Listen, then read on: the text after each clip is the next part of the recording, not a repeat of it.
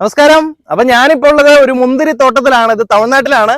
അപ്പൊ ശരിക്കും മുന്തിരി ഇപ്പൊ നമ്മളൊക്കെ നാട്ടിൽ ആൾക്കാർ ടെറസിൽ ഡ്രമ്മിനകത്തൊക്കെ നട്ടു തുടങ്ങി. നമ്മുടെ നാട്ടിൽ മുന്തിരി ഉണ്ടാകും കേട്ടോ, വീട്ടിൽ മുന്തിരി ഉണ്ടാകും. ധാരാളം ആളുകൾ ഡ്രമ്മിൽ വളരെ നല്ല രീതിയിൽ മുന്തിരി വളർത്തുന്നുണ്ട്. അത്യാവശ്യം നല്ല ചൂടുള്ള പ്രദേശങ്ങളാണ് മുന്തിരി വളരെ നന്നായിട്ട് വളരുന്നത്. അതിൽ നമ്മൾ ശ്രദ്ധിക്കേണ്ട ഒരു കാര്യം, മുന്തിരി ധാരാളം ബയോഫ്ലമനോൾസും അതുപോലെ തന്നെ നമുക്ക് ശരീരത്തിന് വേണ്ട ധാരാളം ന്യൂട്രിയന്റും ഉള്ളൊരു ഫുഡാണ്. അപ്പൊ ഈ മുന്തിരി നന്നായിട്ട് കായ്ക്കാൻ ടെറസിലൊക്കെ ഒരുപാട് പേര് വെക്കുന്നുണ്ട്. പക്ഷെ നന്നായിട്ട് കായ്ക്കാത്തതിന്റെ ഒരു കാര്യം, മൈക്രോ ഫുഡ് നമ്മൾ നന്നായിട്ട് കൊടുക്കാത്തതുകൊണ്ടാണ്. പ്രത്യേകിച്ചും ടെറസിൽ അല്ലെങ്കിൽ ഗ്രോ ബാഗിലോ ഡ്രമ്മിലോ ഒക്കെ വെക്കുമ്പോൾ നമുക്കറിയാം നമ്മൾ കൊടുക്കുന്ന വളം മാത്രമേ അതിന് കിട്ടുള്ളൂ അല്ലേ.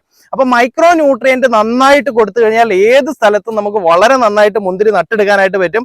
അതേപോലെ തന്നെ മണ്ണിന്റെ pH നമ്മൾ വളരെ കൃത്യമായിട്ട് ശ്രദ്ധിക്കണം. ഒരു 6.5 to 7 ഉള്ള pH ഉള്ള മണ്ണിലാണ് വളരെ നന്നായിട്ട് മുന്തിരി വളരുന്നതും യാതൊരു രോഗവും ഇല്ലാതെ അത് വളർന്ന് കിട്ടുന്നതും. അപ്പൊ ശരിക്കും തമിഴ്നാട്ടിലൊക്കെ യൂസ് ചെയ്യുമ്പോൾ ഇവർ ഈ കീടങ്ങൾ, ഇത് ശരിക്കും കൊമേഴ്ഷ്യലായിട്ട് കൃഷി ചെയ്യുന്നതാണല്ലോ.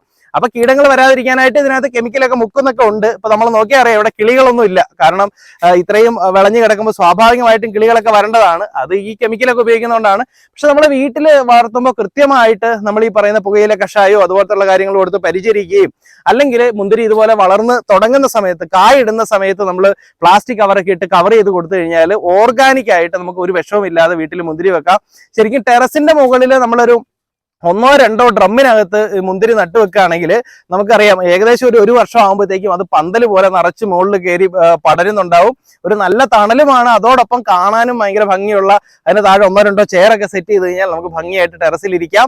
അതേപോലെ തന്നെ വളരെ ന്യൂട്രിയന്റ് ആയിട്ടുള്ള ടേസ്റ്റി ആയിട്ടുള്ള മുന്തിരി പഴവും നമുക്ക് കഴിക്കാനായിട്ട് സാധിക്കും. അപ്പൊ എന്തായാലും ഈ വീഡിയോയെ കുറിച്ചുള്ള നിങ്ങളുടെ അഭിപ്രായങ്ങളും നിർദ്ദേശങ്ങളും ഒക്കെ കമന്റ് ചെയ്യുക. മറ്റൊരു കൃഷി വിശേഷവുമായിട്ട് വീണ്ടും മറ്റൊരു വീഡിയോയിൽ കാണാം. അതുവരേക്കും ഇവിടെ പറയുന്നു ബൈ.